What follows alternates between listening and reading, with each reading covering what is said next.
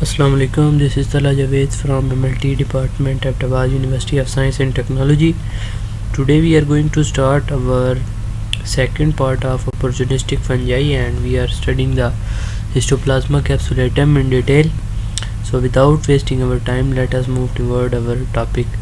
तो सबसे पहले हिस्टोप्लाज्मा कैप्सुलेटम की डिस्कवरी की बात करते हैं। तो 1903 में सैमुअल टेलर डार्लिंग साइंटिस्ट थे जिन्होंने फर्स्ट टाइम इस ऑर्गेनिज़म को देखा, और जब ये येलो फीवर और टीबी के पेशेंट्स की ऑटोप्सीज़ कलेक्ट कर रहे थे तो उस टाइम इन्होंने ये एक ऑर्गेनिज़म देखा जो कि ओवल शेप माइक्रो ऑर्गेनिज़म था और इसके इर्द गिर्द एक कवर था।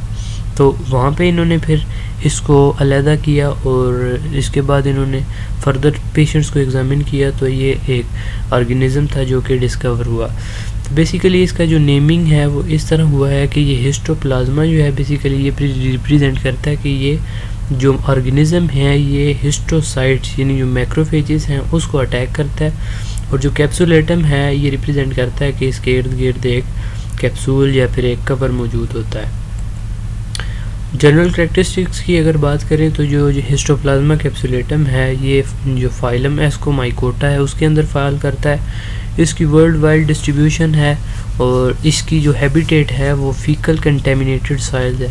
बेसिकली जो बर्ड्स हैं वो इसकी रिजर्वायर है और उसकी जो फीसिस हैं बर्ड फीसिस वो इसकी जो है वो प्रॉपर हैबिटेट है, यानी जो सॉइल होती है जिसके अंदर स्पेशली बैड ड्रॉपिंग्स होती हैं वो इसकी हैबिटेट है।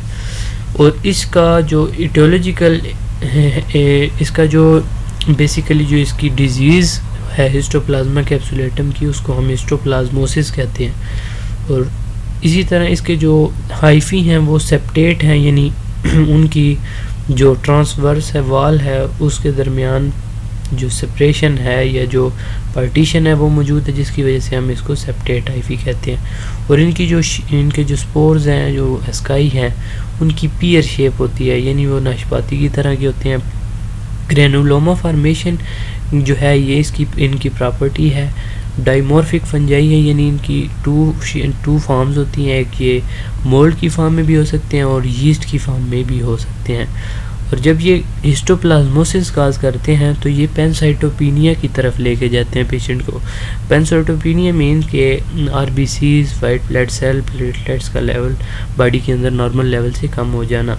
और जब इनकी रिप्रोडक्शन की अगर बात करें तो ये इनके जो माइसीलिया हैं या फिर आप इनके मोल्ड्स जो हैं उसको कह सकते हैं कि वो सेप्रोट्रॉफिक होते हैं, यानी जो डेड डिकेइंग ऑर्गेनिक मैटर होता है वो उसको एज ए फूड जो है वो उसको इस्तेमाल करते हैं। और जो यीस्ट होते हैं वो पैरासिटिक होते हैं, यानी वो लिविंग ऑर्गेनिज्म जो है उनको इफ़ेक्ट करते हैं।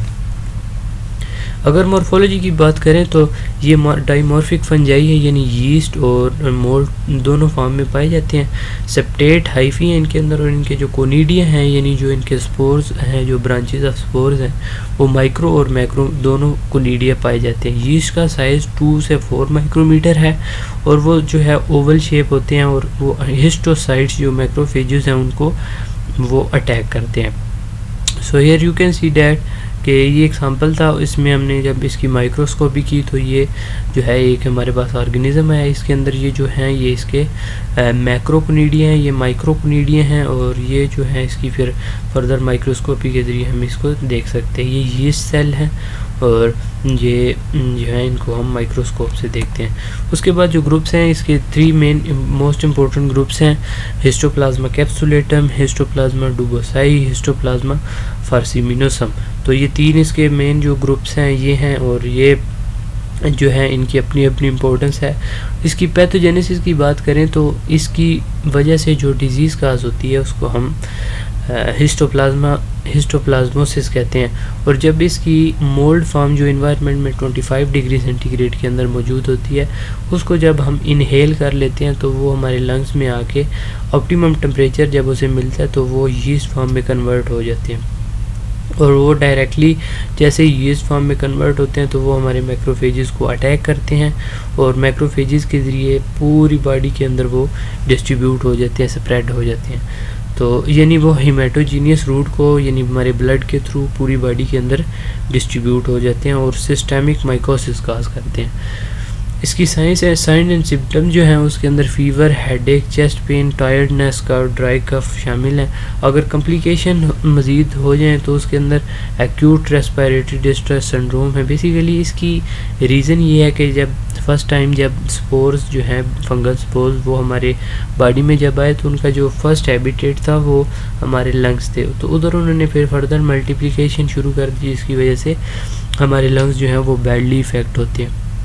उसके अलावा हार्ट प्रॉब्लम्स हो सकती हैं, एड्रीनल इंसफिशिएंसी यानी एड्रीनल ग्लैंड का जो है वो प्रॉब्लम्स हैं, और मेनिंजाइटिस यानी जो मेनिंजेस हैं वो जो हमारे ब्रेन और स्पाइनल कॉर्ड की आउटर कवरिंग है उसको इफ़ेक्ट करते हैं।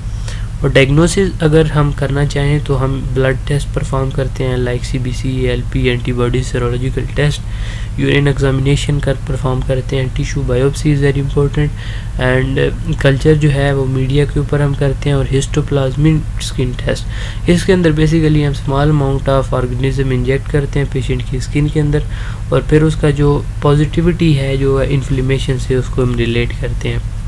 CT स्कैन वगैरह से हम इसको डायग्नोस करते हैं। और एम्फोटेरिसिन B और इट्राकोनाजोल ये दो जो हैं ये वेरी इफ़ेक्टिव हैं अगेंस्ट हिस्टोप्लाज्मा और कैप्सुलेटम, और इसके अलावा फर्दर जो अदर एंटी फंगल ड्रग्स हैं उनको भी इस्तेमाल करते हैं। बेसिकली इनका मोड ऑफ एक्शन यही है कि ये जो फंगल सेल हैं उसके दरमियान जो एर्गोस्टिरोल्स होते हैं उनको ये जाके अटैक करते हैं, उसकी ब्रेक डाउन करते हैं और फंगल सेल को जो है वो किल कर देते हैं। इस तरह प्रिवेंशन में ये है कि जब हम इस तरह का जो ड्रॉपिंग इन्वायरमेंट है जहाँ पे बर्ड्स की फीसिस मौजूद होते हैं वहाँ से हमें अवॉइड करना चाहिए, और अगर हमें जाना ही पड़े तो वहाँ पे हमने फेस मास्क वगैरह इस्तेमाल करें, और जो कंटेमिनेटेड सरफेस होती हैं लाइक बैड ड्रॉपिंग सरफेसेस तो उनको रेगुलर स्प्रे करना चाहिए, और हाइजीन जो है वो उसका ख्याल रखना चाहिए। So thank you so much for watching this video. Okay, अल्लाह हाफिज़।